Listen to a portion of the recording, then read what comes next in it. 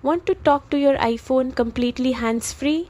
Let's set up Hey Siri so you can ask questions, send texts, or set alarms without even touching your phone. Before we begin, tap subscribe for more simple iPhone tips you'll actually use. Step 1. Open the Settings app on your iPhone. Step 2. Scroll down and tap Siri and search. Step 3. Find the option that says Listen for Hey Siri and turn it on.